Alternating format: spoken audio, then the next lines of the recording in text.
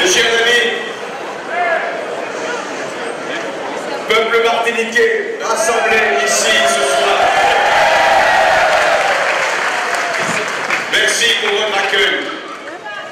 Merci à toi, monsieur le maire, cher Raymond, de nous faire une nouvelle fois visiter ta ville, qui a été bâtie par les hommes et par les femmes, mais aussi éclairée par des maires qui ont transformé le cadre de vie de ceux qui sont à Fort-de-France, dans le chef-lieu de la Martinique. Je salue la mémoire d'Aimé Césaire, sans lequel cette ville ne serait pas cette ville, la Martinique ne serait pas la Martinique, et la France ne serait pas la France.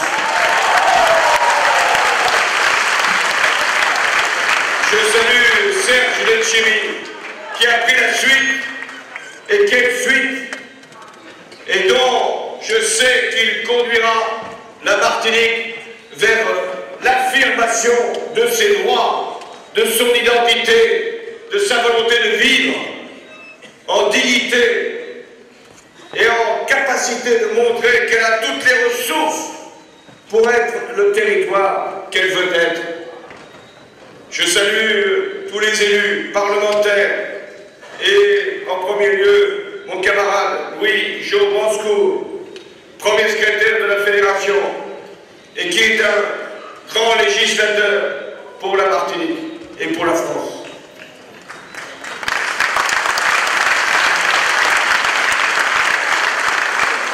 Je suis venu souvent ici en Martinique pour des événements heureux, des victoires électorales, pour des moments plus douloureux. J'étais là au mois d'août 2005 pour la cérémonie qui marquait l'hommage de tout un peuple à l'égard des victimes d'une catastrophe aérienne. Et j'ai déposé ce soir une gerbe pour ces victimes dont les droits ne sont pas toujours reconnus et qui attendent réparation.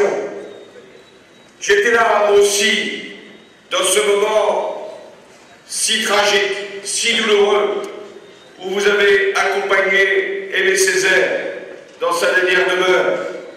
C'était en 2008.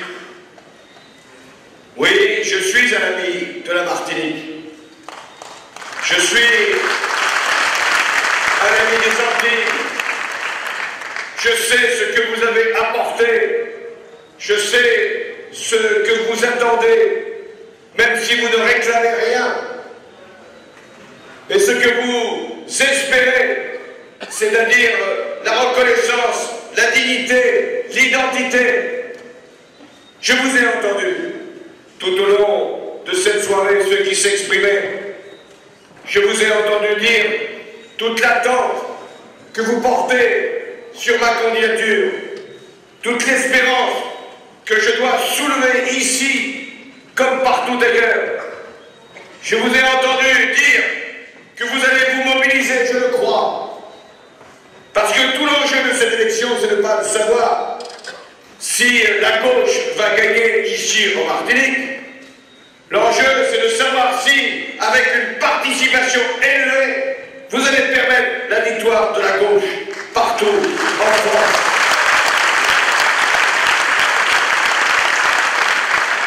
J'ai le sentiment de ne pas vous avoir quitté. Au début du mois de juillet, j'étais là pour la campagne des primaires citoyennes. Et vous m'avez accordé votre confiance. Je demandais à être votre candidat, je le suis. Mais aujourd'hui, devant vous, je vous demande non pas simplement de m'appuyer, de me soutenir, je vous demande de faire que le candidat qui est là, devant vous, devienne le prochain président de la République.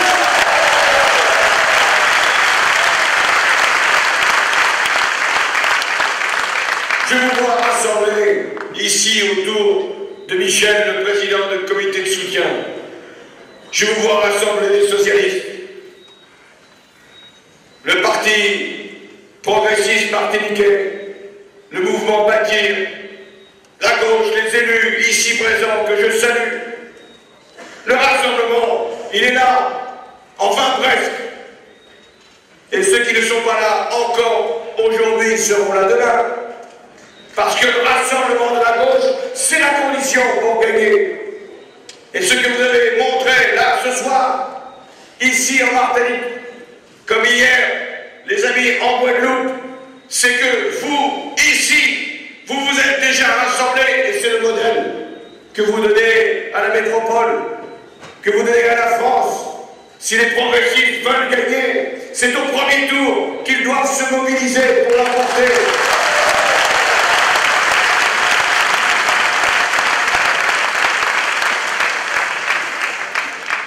Le premier tour, parce que c'est là que la dynamique s'engage. C'est là que seulement deux des candidats se retrouvent pour le second tour. Et nous ne voulons pas revivre un certain 21 avril 2002, plus jamais.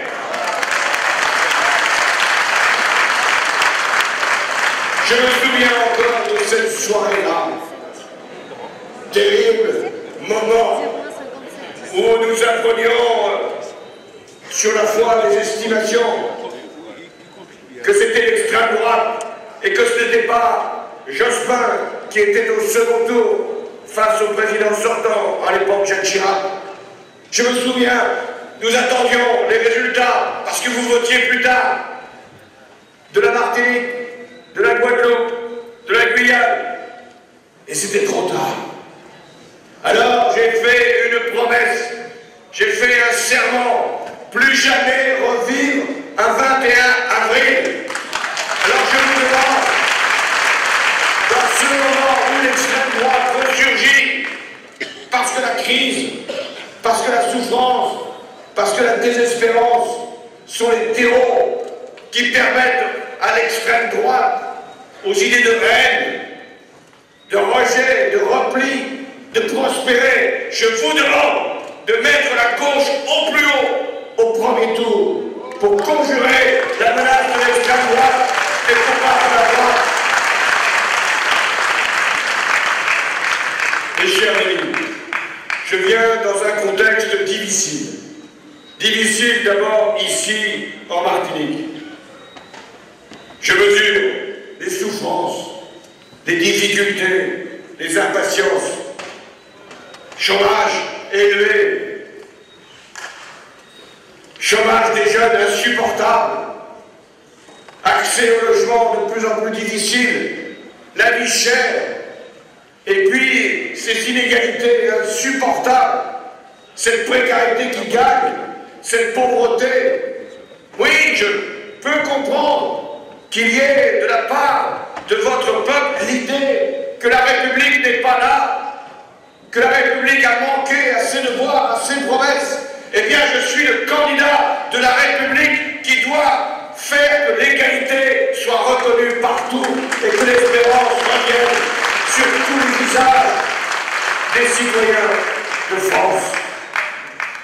Je viens dans un contexte particulier aussi, parce que la crise est là, implacable, parce que la spéculation n'a pas été vaincue, parce que les marchés dominent, et parce que, en définitive, ce sont les défenseurs des marchés qui viennent donner des notes à des pays ou à des États en fonction de critères qui leur appartiennent.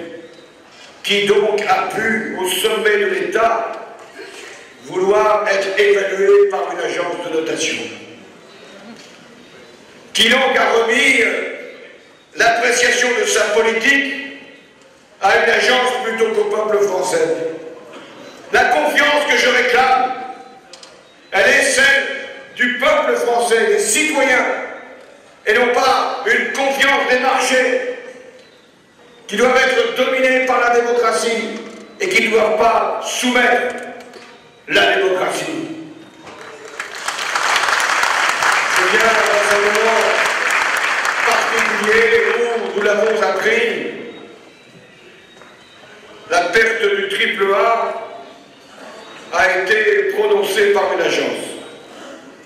Cette dégradation inquiète, je le sais, beaucoup de nos concitoyens qui s'interrogent sur les conséquences d'une telle décision, qui savent, sans être experts, qu'il sera plus coûteux pour l'État, les collectivités locales, les entreprises et les particuliers de recourir à l'emprunt, qui ont parfaitement compris que si les taux d'intérêt progressaient et que si les déficits s'alourdissaient, ce serait pour la croissance une nouvelle fois une contrainte de plus.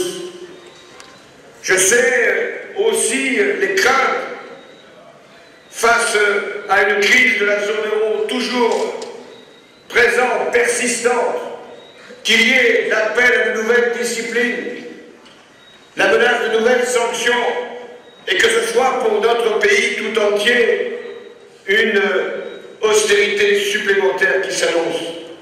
Je sais tout cela. Mais je veux vous dire ici que ce n'est pas la France qui a été dégradée. C'est une politique, une stratégie, une équipe, un gouvernement, un président de la République. Ce n'est pas la France qui a été ainsi sanctionnée. Et que nous avons en nous-mêmes tant d'atouts, tant de force, tant de capacités que nous ne devons rien craindre si nous savons les mobiliser. C'était une erreur, c'était une faute de la part du président sortant que de fixer comme objectif, voire même comme obligation, de garder cette notation à tout prix. C'est-à-dire, y compris avec 2 plans de rigueur en quelques mois, et je ne sais combien de sommets de la dernière chance qui devaient régler la zone euro. Aujourd'hui, Nicolas Sarkozy appelle au courage. Mais où était le courage quand, en 2007, comme candidat, il promettait aux Français qu'avec son élection, tout redevenait possible? Où était le courage quand il multipliait les promesses fallacieuses? Où était le courage quand, une fois président, il a des avantages fiscaux aux plus favorisés? Où était le courage quand il s'exonérait des règles du pacte de stabilité en pensant que la France pouvait s'affranchir de telles disciplines?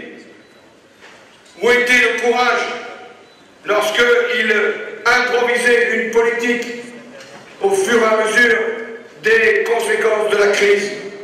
Et où serait le courage, après avoir allégé les impôts des plus puissants en début de mandat, de demander maintenant à tous les Français de payer la note, et c'est le mot que j'emploie à dessein, de payer la note avec une hausse de TVA et d'autres prélèvements? Mais où serait le courage en fin de mandat d'avoir ainsi cette conception de la justice? Je veux dire aux Français que ce moment difficile peut être surmonté, que la politique a aussi des capacités par elle-même de donner une force, une confiance, mais qu'il y faudra des conditions. Je dirais tout au long de cette campagne, aux uns comme aux autres, à vous ici en Martinique, comme à tous les Français en métropole, je leur dirai que le redressement est possible, qu'il est nécessaire, que nous sommes un grand pays et que nous avons toutes les conditions pour réussir. Mais le redressement ne sera possible que si nous laissons large place à la croissance, car sinon l'austérité s'imposera sans résultat. Les disciplines sont nécessaires, le sérieux est indispensable, mais il n'y aura pas de politique qui permettra de nous libérer de nos dettes et de remettre nos finances publiques en ordre si nous n'avons pas une croissance que nous soutiendrons et au plan national et au plan européen. Il n'y aura pas de redressement s'il n'y a pas une mobilisation de toutes les forces de la production, de la création, de l'initiative. Et vous, ici, vous serez sollicités. Il n'y aura pas de redressement s'il n'y a pas de maîtrise de la finance, de changement des comportements bancaires, de lutte contre la spéculation, de mise en cause d'un certain nombre de produits qu'on appelle dérivés parce qu'ils n'ont plus aucun sens. Il n'y aura pas de redressement si nous ne changeons pas un certain nombre de règles à l'échelle du monde, de l'Europe et de la France. Nous avons un adversaire dans cette campagne. Ce n'est pas la droite, c'est le capitalisme financier. Ce sont les marchés sans limite. C'est la recherche du profit jusqu'à la décence. Il n'y aura pas de redressement s'il n'y a pas de la justice et de la solidarité. Et si les efforts seront sans doute réclamés, eh bien, ce seront d'abord les privilégiés, les puissants, les favorisés, les fortunés qui seront appelés au sacrifice et non pas les Français dans leur ensemble. Tel est le sens de ma candidature. C'est ma responsabilité.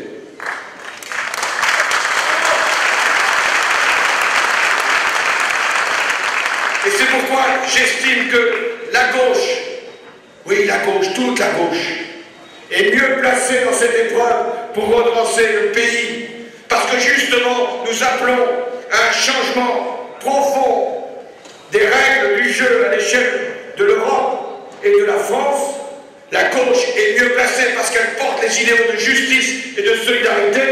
La gauche est mieux placée parce qu'elle a le sens de la responsabilité que la droite qui a échoué à sortir notre pays des déficits et de la dette et échoué à sortir l'Europe de la crise de la monnaie unique. Je veux avec vous relever le défi. Ce défi, il est aussi celui de tous les Outre-mer. J'ai conscience que la Martinique, comme d'autres régions, est une chance, un atout, un levier. Je ne dis pas cela parce que je suis devant vous, mais grâce à vous, la France, la République, est présente partout dans le monde, rayonne, influence, n'a pas de frontières simplement dans sa géographie métropolitaine, mais des frontières partout dans le monde. Oui, grâce à vous, la France a au patrimoine de la biodiversité. La France a une capacité de produire des énergies nouvelles. Grâce à vous, un espace maritime, des ports qui doivent être d'ailleurs modernisés, et vous y travaillez. Et puis, la France a tant de chance d'avoir votre langue, votre culture, vos qualités, vos réussites. On salue vos sportifs, vos talents culturels, vos personnages historiques. Merci. Merci la Martinique. Merci les Antilles. Merci l'Outre-mer de nous faire plus grands que nous sommes. Je n'ignore rien de vos difficultés, je l'ai souligné dès l'entrée de mon propos. Quand la métropole va mal, l'Outre-mer va encore plus mal.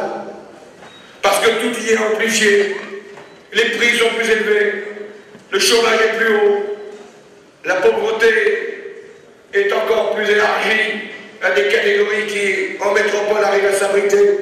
Les inégalités sont encore plus insupportables. Et en définitive, les conditions de la vie sont rendues plus difficiles. 2 fois plus de chômage ici que dans l'Hexagone. Une production par habitant inférieure de moitié à ce qu'elle est en métropole.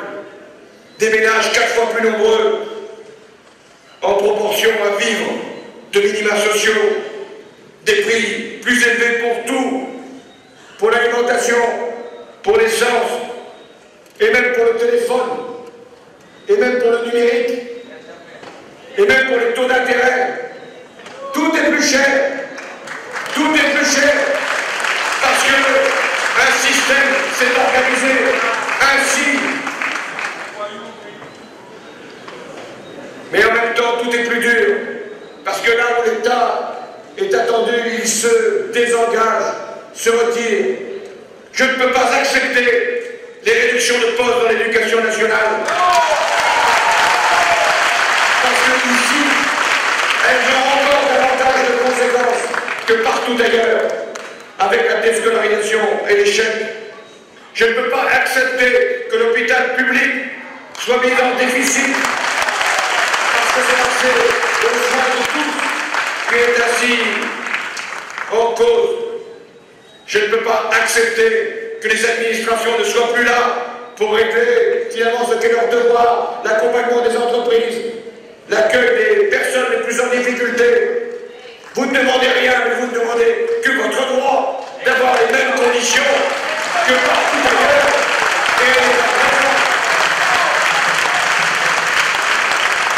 Alors je suis venu ici pour vous proposer un nouveau contrat. Un contrat avec la Martinique comme il y en aura avec chaque région d'outre-mer. Le premier élément de ce contrat, il est institutionnel, il est donc politique. Aujourd'hui, chaque collectivité d'outre-mer a son statut propre. Et je veux en rendre hommage à Lionel Jospin qui a conduit cette politique et qui a permis que nous soyons là où nous sommes. Et moi, je veillerai au respect de la volonté des élus et de la population. Et s'il faut encore permettre des évolutions, je serai non pas accueillant, non pas bienveillant, je serai partenaire de ce que vous déciderez.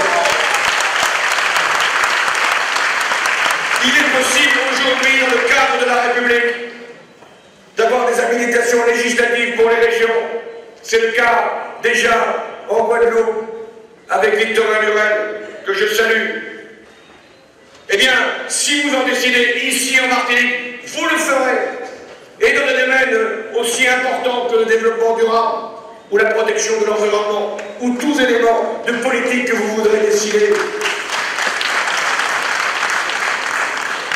Vous engagerez une dynamique de responsabilité, c'est ma démarche.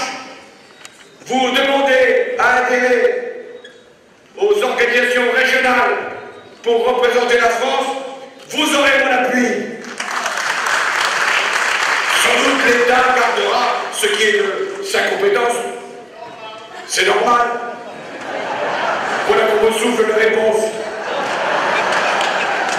Mais vous déciderez de tout le reste. C'est-à-dire de votre conception de l'échange économique, de l'échange culturel, de votre volonté d'être dans votre géographie, comme disait Serge. Et si j'évoquais la Guyane, avec Christiane, nous aurions la même position. La Guyane qui a une frontière avec le Brésil, oui, qui est tournée sur ce continent. Eh bien, vous serez là nos représentants, sans qu'on ait de suspicion par rapport à vos intentions, parce que vous apporterez ce qu'il y a de meilleur de la Martinique, mais aussi de la France. Vous nous permettrez d'être plus forts, plus écoutés, et vous serez, bien sûr, toujours tournés vers la France et l'Europe, mais tournés aussi vers vos voisins, vos amis, vos partenaires. Voilà le premier élément du contrat. Le second élément, il est économique, il est productif. Vous voulez développer des secteurs créateurs d'emplois. Vous voulez imaginer votre économie à 10 ans, 20 ans, et je sais que vous y travaillez. Vous voulez connaître les besoins de la population, les gisements d'emplois possibles, des filières qu'il serait souhaitable ou de préserver, filières agricoles, ou de valoriser. Nous ferons ensemble ce travail. Et nous aurons là une capacité supplémentaire de croissance et de création d'emplois. Ça vaut pour les énergies, ça vaut pour le tourisme, ça vaut pour l'agroalimentaire, ça vaut pour un certain nombre de productions, car je vous comprends. Pourquoi faudrait-il toujours importer des produits plus chers que vous pouvez fabriquer ici, si vous savez vous organiser en conséquence? C'est vous qui avez la réponse. Et c'est nous qui vous donnerons les moyens de l'organiser. Il y aura la question de la défiscalisation. J'étais tout au long de la avec Michel en dialogue avec les acteurs économiques et les entreprises. J'ai entendu leur message. La défiscalisation, elle a son mérite, elle a son rôle, à la condition d'en fixer clairement les limites et de donner une durée, une stabilité pour qu'aucun acteur économique découvre au bout de quelques mois que ce qui a été promis par l'État est déjà remis en cause, comme nous l'avons connu avec le photovoltaïque. La défiscalisation sur le logement social a pu être un apport, et je le reconnais bien volontiers, mais ça ne peut pas être un substitut à la politique du logement, qui doit apporter les crédits budgétaires, qui doit apporter une épargne, qui doit s'investir ici, et qui doit aussi porter sur d'autres logements que le logement social, parce que l'accession à la propriété, c'est un droit aussi pour les particuliers. Les entreprises demandaient également une visibilité sur les investissements publics. Il y a du retard par rapport à ce qui avait été promis. Il y a des équipements à engager. Je parlais de port, mais il y a aussi des équipements en termes de transport routier, ferroviaire à mener. Nous les ferons ensemble. Là aussi, il y faudra du temps. Il y faudra des contreparties, il y faudra de la discussion entre nous, ça sera dans le contrat. Nous avons le devoir, les uns les autres, de mobiliser tous les financements possibles. Ils ne sont pas que budgétaires, ils ne sont pas que fiscaux. Est-il acceptable que l'épargne locale ne soit pas investie localement, ici, dans notre région? Ne faudrait-il pas, et je le propose, à l'échelle nationale, qu'un livret d'épargne dédié aux petites et moyennes entreprises soit offert par les banques, enfin offert au dépôt, pour que cette épargne soit affectée directement vers l'investissement productif. Et de la même manière, quand j'évoque une banque publique d'investissement pour la France, il faut qu'elle ait aussi sa représentation ici pour accompagner les entreprises dans leurs projets de développement et de croissance. Mais dans le contrat que nous aurons à passer ensemble, il y aura la grande priorité, celle que j'ai choisie comme grande cause de la campagne présidentielle et qui sera le grand sujet du prochain quinquennat. La jeunesse, la réussite de la jeunesse, le droit pour cette génération de vivre mieux que nous, alors qu'elle a le sentiment, mais pas simplement le sentiment, elle vit tous les jours l'oubli, le déclassement, l'abandon. Comment pouvons-nous laisser à nos enfants une société où le chômage soit le lot commun, où la précarité soit le destin, où la seule ligne d'horizon soit l'attente d'un emploi avec un contrat à durée déterminée, avec un intérim qui ne produit aucune autonomie, aucune capacité de fonder une famille et d'accéder au logement. Nous devons tout faire pour que la jeunesse de France, pour la jeunesse de Martinique, ait enfin conscience quel est notre seul sujet, notre seul devoir, notre seule responsabilité. Moi, je serai le président si vous me donnez le mandat qui fera que la jeunesse reprendra confiance et espoir de la société que nous voulons bâtir avec elle.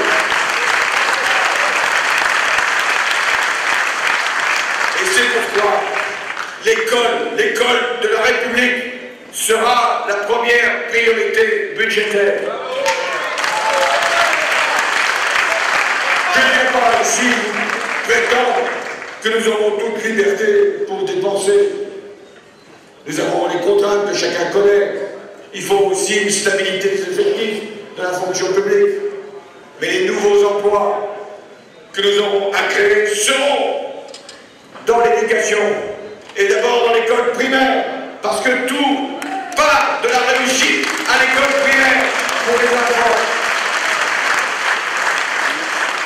Nous ferons en sorte ensuite que la formation professionnelle puisse être véritablement un parcours d'excellence et pas une orientation subie ou un parcours d'échec.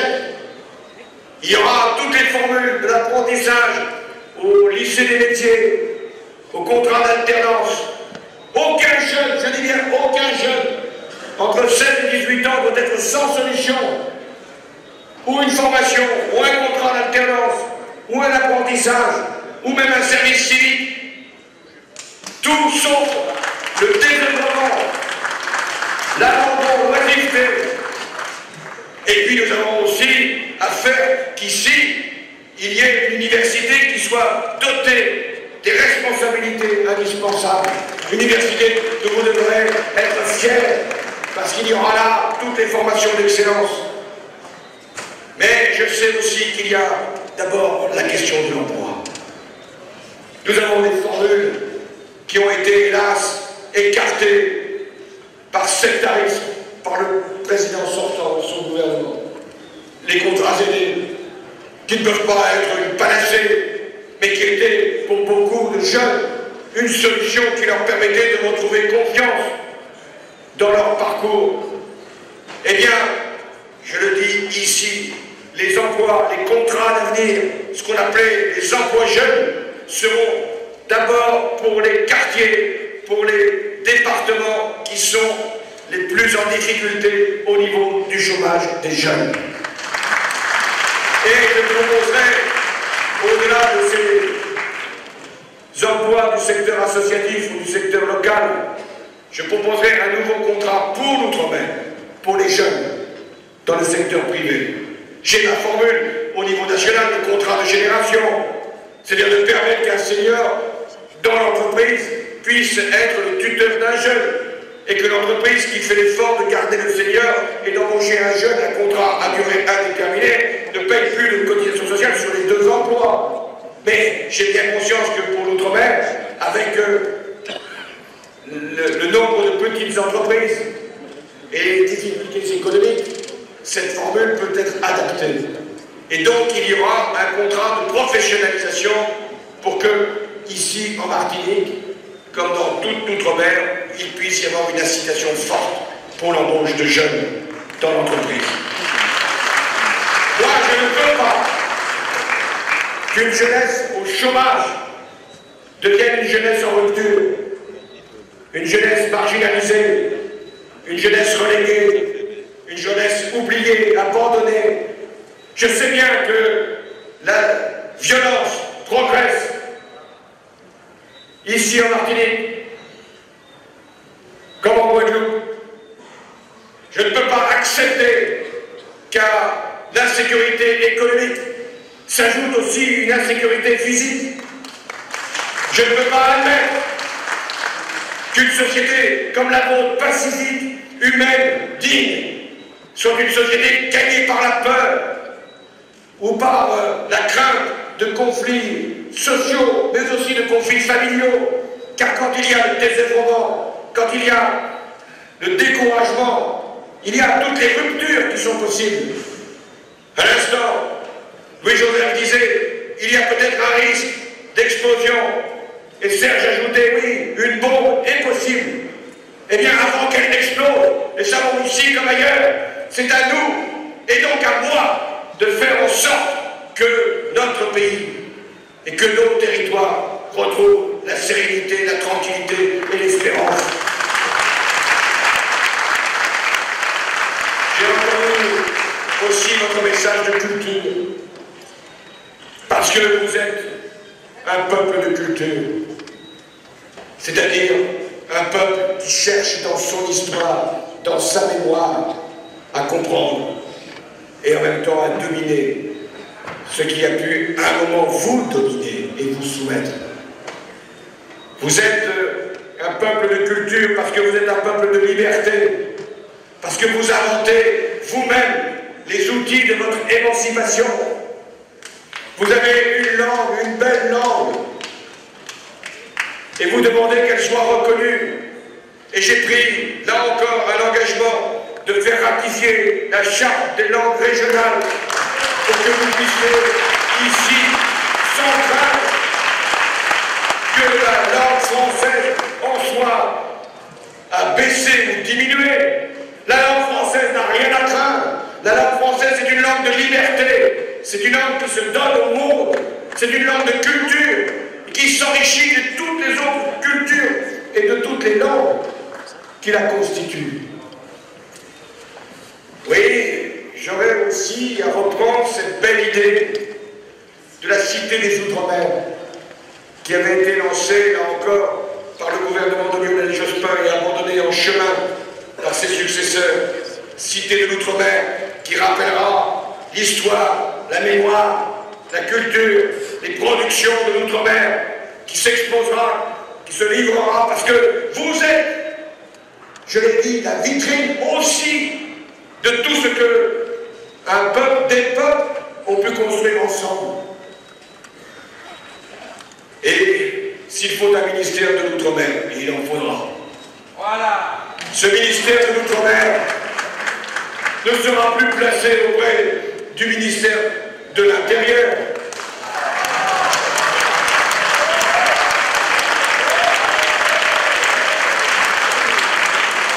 Et je dis pas ça pour le ministre de l'Intérieur du moment, qui de toute façon ne sera plus là.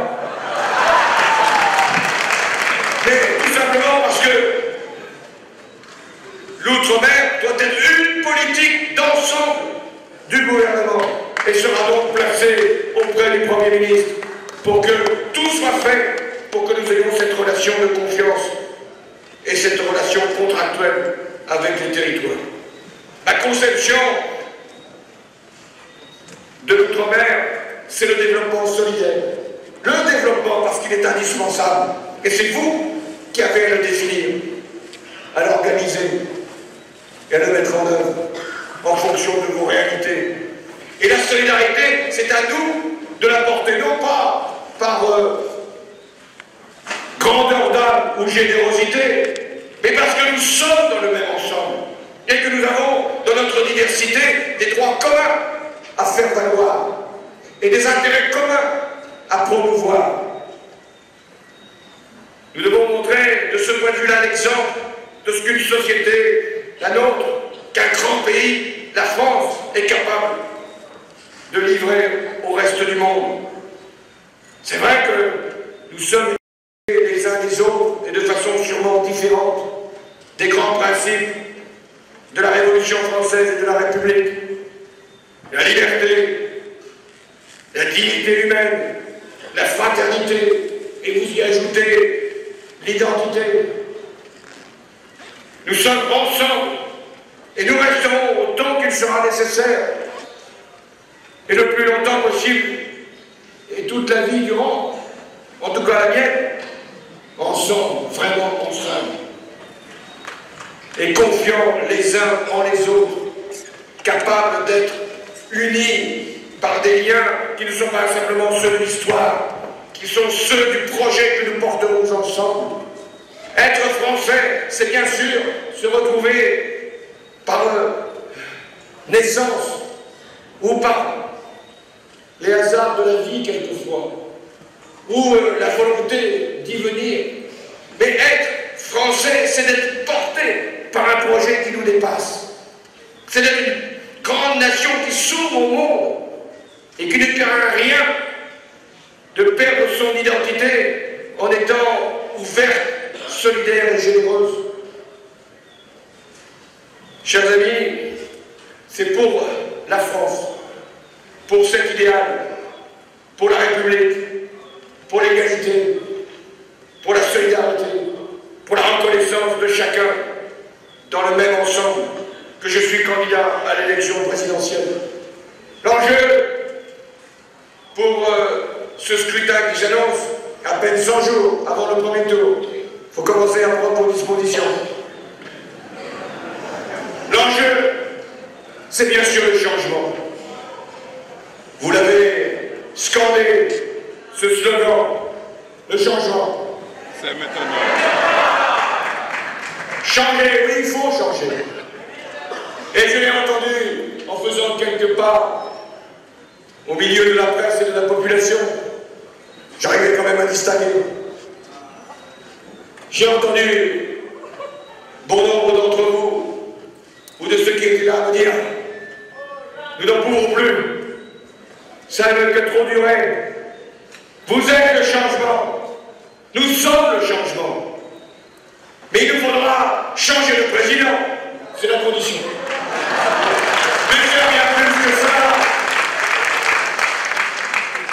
Il nous faudra changer de politique, changer de méthode, changer de philosophie, changer d'avenir, changer de perspective. Oui, changer vraiment. Alors, vous rappeliez, c'était Serge qui le faisait, la venue de François Mitterrand pour une élection, celle de 1974, il y est revenu souvent. Et il y a eu bien des dialogues entre François Mitterrand et Aimé Césaire. Et chacun venait, avec sa force de caractère, sa culture, s'enrichir de l'un de l'autre. Je ne veux pas ici simplement imiter ou répéter. Serge et moi, nous avons chacun notre personnalité. Nous n'avons aujourd'hui que des destins à construire et des projets à faire. Mais c'est vrai que c'est une belle référence. J'ai entendu aussi des déceptions qui ont été rappelées. Parce qu'on attend toujours plus de la gauche que de la droite. Et on a raison. Et en même temps, la gauche, elle doit faire bien plus que la droite. Parce que la gauche, elle doit répondre à des valeurs, à des principes, à une morale. Et donc, vous avez raison d'être exigeant. Et en même temps, j'ai le devoir de vous dire que je ne viens pas multiplier les promesses, que je ne viens pas ici faire des engagements de circonstances. Je viens vous dire qu'il faudra prendre patience, qu'il faudra avoir une démarche ensemble de responsabilité, qu'il faudra viser le temps long et en même temps répondre aux urgences. Oui, nous allons faire ce changement. Et vous allez me permettre ce changement. Et vous allez être les militants, les porte-parole de ce changement. Et je veux terminer par un propos qui finalement inspire ma campagne. Ce propos est d'Aimé Césaire, qui écrivait « C'est quoi une vie d'homme? C'est une lutte entre l'espoir et le désespoir, entre la lucidité et la ferveur. » Et il concluait son propos « Je suis du côté de l'espérance, mais d'une espérance conquise, d'une espérance lucide. » Et bien voilà, il avait trouvé la formule. Je suis le candidat aujourd'hui de l'espérance lucide. Et je veux demain être le président qui fera que dans lucidité, les Français choisiront l'espérance.